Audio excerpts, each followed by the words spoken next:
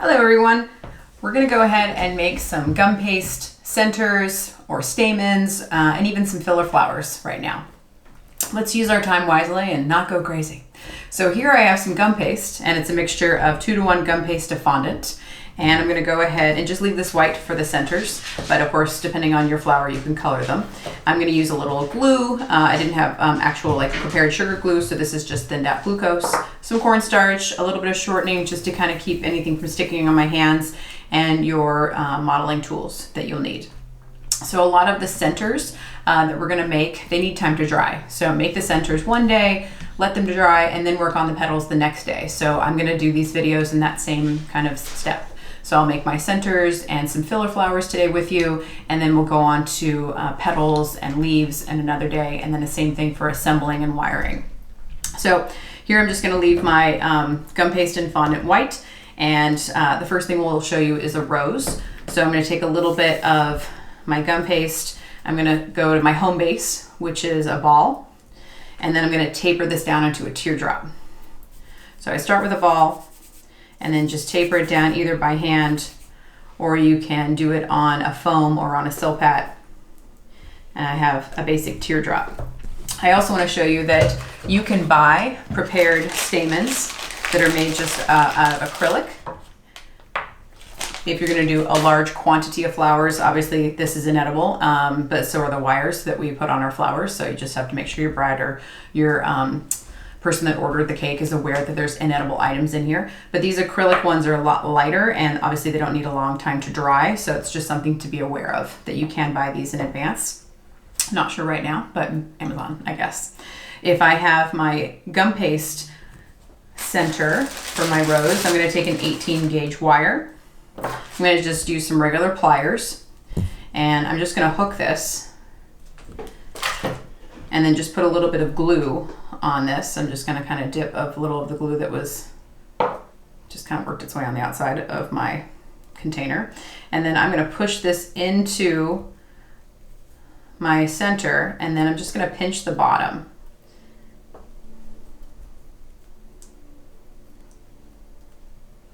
And then you can shape your teardrop a little bit better if you want to. That's up to you.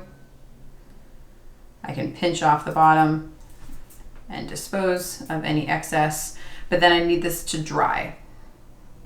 So I can put this into some foam. I don't have any cake foam here, but my husband had some foam insulation for camera gear, and he's shooting these videos as well, so he may chime in for certain things.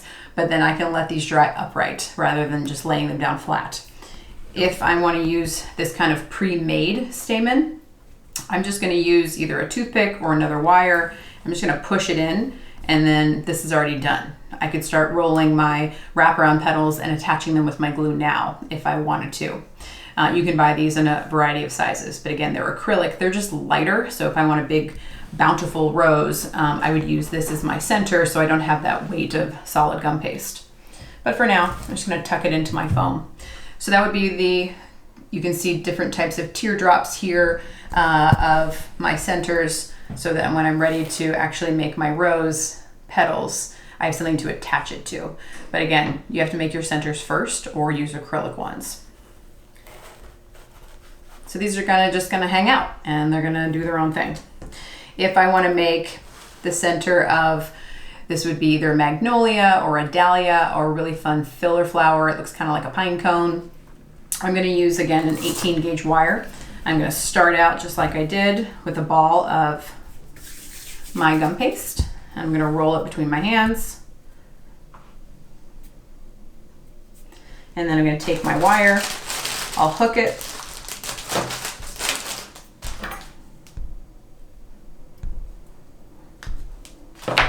Put a little bit of glue on this, and then I'm just going to insert this into the ball.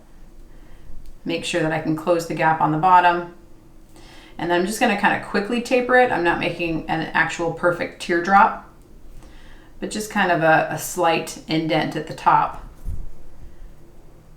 And then I'm going to take these little tweezer scissors. You could use any small scissors or even a sewing scissor. I'm going to start upside down, and I'm just going to start to cut as I turn my center. And I'm just kind of cutting on an angle. Tuck it in if you need to. You can also put it on a little piece of foam. And just kind of work my way around until I get to the top. It'll have kind of that strawberry pine cone look to it.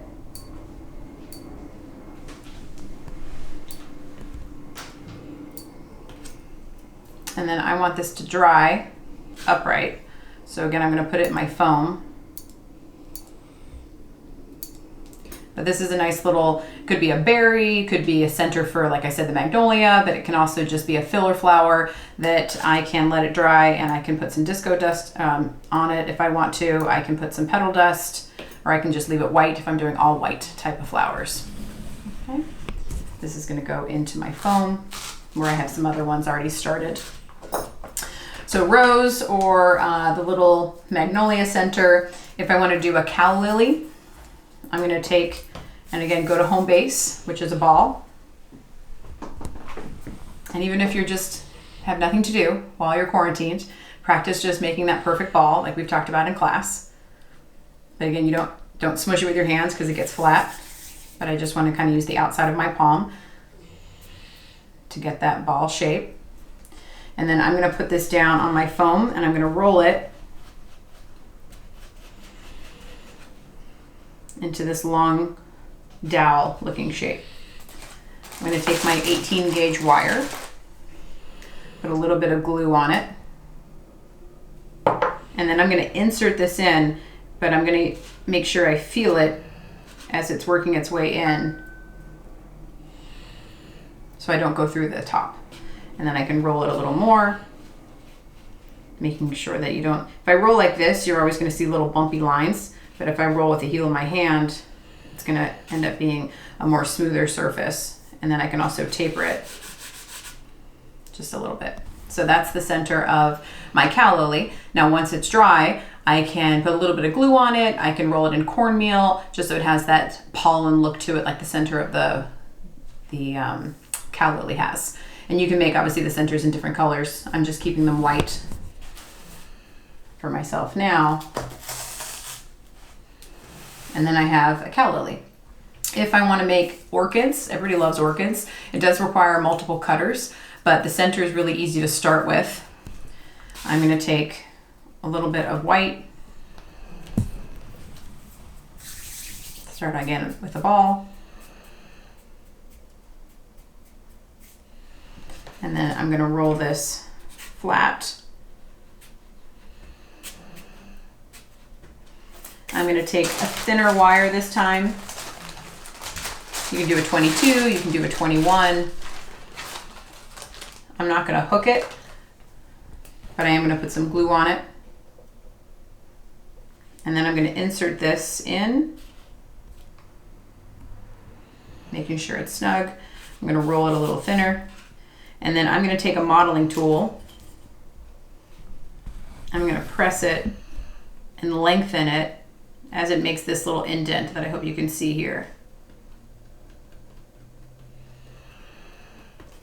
Kind of looks like a little bunny ear. But I'm going to pull back my wire a little bit. I'm going to pinch here, and then I'm going to bend it also.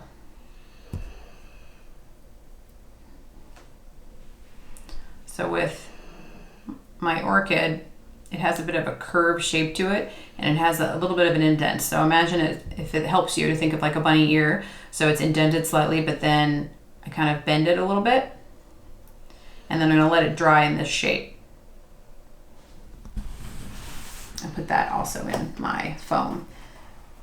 When you're making your centers, I make different sizes. So here you can see I've got a really small little orchid, and then I have a larger one. Any excess gum paste, I can always pinch off if I don't want to keep it on there now, and it just kind of slides out. And then I can smooth my edge again. So think about the different sizes you want to make, however large a flower you want to do. I'm going to put this here to dry. Put the ones I made earlier to dry. And then we'll make, let's do a sweet pea. So a sweet pea, you might hear my kids in the background because of course they're home. They're doing some very academic work on the computer right now on a cool math games website. So I'm going to roll this similar to the orchid, but a little bit smaller, like a little tic-tac. I'll take, again, a smaller wire, and I'm going to go ahead, put a little bit of glue on it. Do it the same way. Insert it in. And then a little bit different, I'm going to kind of squeeze this to flatten it a little bit. And then I'm going to take a modeling tool just to mark it. So hopefully you can see that little indent.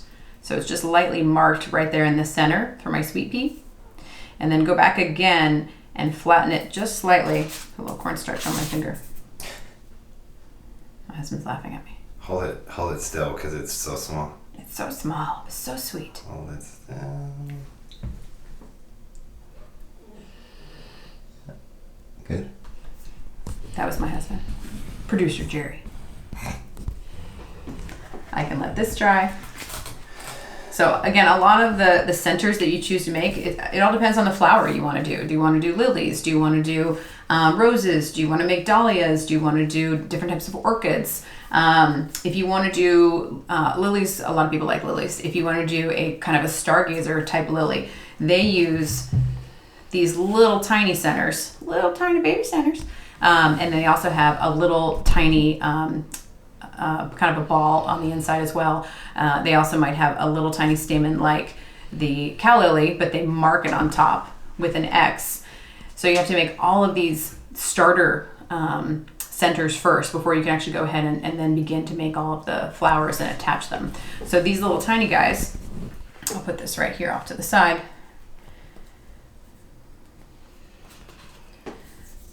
I'm going to roll this on my foam. And they're really small. These will dry pretty quickly, but I'd still make them about a day in advance. But I'm going to roll these out, and then I'm going to cut.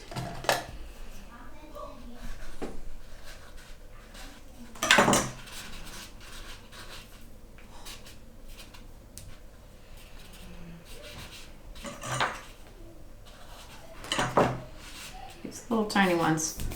And then I'm just going to take a wire, same thin wire that I've cut in half, put a little bit of glue down, and then all I'm going to do is just stab it with my glue. And then I let those dry. So it's like tea. Usually you need about 5 or 6 of these per lily if you want to do like a stargazer lily. So you want to make a bunch of these in advance and let them dry. You could also make a lot of these tiny little like tic-tac like shapes. You can use a little royal icing as glue, which is meringue powder and powdered sugar and a little bit of water, or even pasteurized egg whites instead of meringue powder. But since we have glue, that's the easiest thing to use to attach. If I want to do tiny little circles, like little tiny filler balls as clusters all over my cake, then I would do it the same way. I make a little ball, and I would just do this in my palm.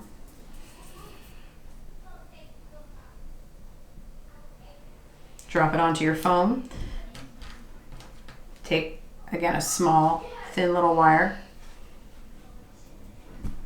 and just stab it, and then let that dry.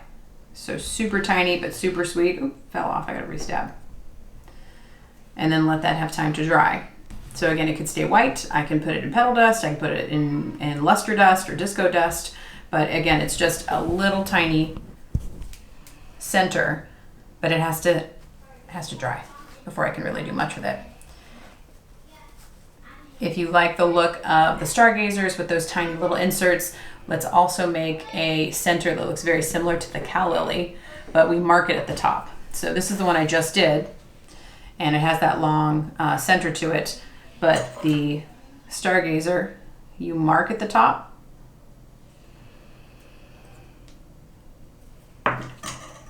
And you can make these smaller, of course, if you want to. It doesn't have to be as tall and as wide. But that little marking at the top is pretty unique to that stargazer. So you would need to make this as a center, plus all these little tiny T-shaped centers before you even begin to make the petals for the stargazers. but the technique is the same as you would do for a lily, but maybe you can make them even a little skinnier if you want to. But this also needs time to dry. Any gum paste that you're not using at the moment, we want to try to keep that moist. Everyone's favorite word. The last one I want to show you is the petal for, or I'm sorry, not the petal, but the stamen for our daisies. Which if you're like me, you love daisies, and they're the happiest flowers, to quote Meg Ryan from a movie. I'm sure we've all been watching a lot of movies right now. You've Got Mail, I believe that's what that's from. But I'm going to go ahead and start with a ball. Put it down onto my foam. And then to get the imprint that looks kind of like that crosshatch that daisies have, and I've got a couple here that I'll pull over for producer Jerry. So you can see that kind of shape to it. The way they get that design is just by either using a special tool that's very expensive, or if you happen to already have a strainer around your kitchen, you can just use a strainer to get that imprint. But I'm going to put just a little bit of cornstarch down. And then I'm going to press with my strainer and then carefully pull it away. So you can see it has a bit of that crosshatch pattern to it. So that's the center of the daisy. Now obviously if you want to make small daisies, you have to make the center smaller. If you want to make really large daisies, you make the center bigger, just like what I have here. You can also make them yellow. You can paint them after with petal dust, but I'm going to let them dry here. And then just to show you, so that was an unwired center. And then here I have one that's on a wire.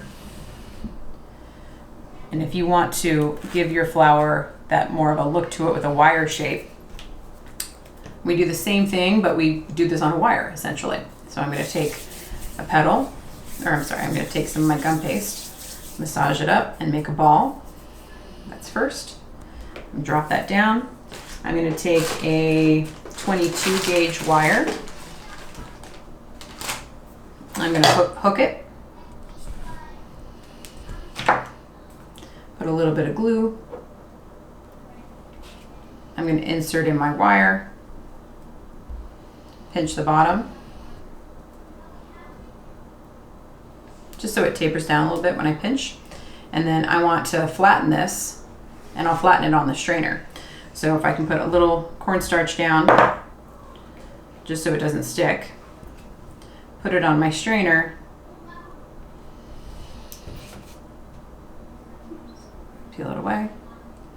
It'll give me the same crosshatch look, but it has a wire attached to it, so that when I am ready to go ahead and attach my actual daisy flower, I would attach it to a pre-made stamen, which is essentially what this is. Remember, your cornstarch is going to be your flour for anything, so it doesn't stick to it. I can go ahead and let this sit in my foam. And then when I'm ready to go ahead and attach an actual petal, like what I have here, you would just use a cutter to make the petal shape, and then I would take my pre-made center and kind of stab it through my petal. And then what helps is to let this dry. If I'm making a daisy, which will be another video, let that dry upside down and gravity will be a friend. So that way my petal shape will kind of hug the center. So I'll do this in stages. Today was just filler flowers and different types of centers and or stamens for flowers. These need time to dry, and then we'll come back and we'll start doing some petals to go around a rose, petals for our sweet peas, different types of daisies, different types of petals that you might want to do, like an anemone petal or a dahlia petal, using a lot of the centers that I already have. But spend some time to make different types of petals first. Color all of the different types of gum paste that you want to use, because you can always start with different colors.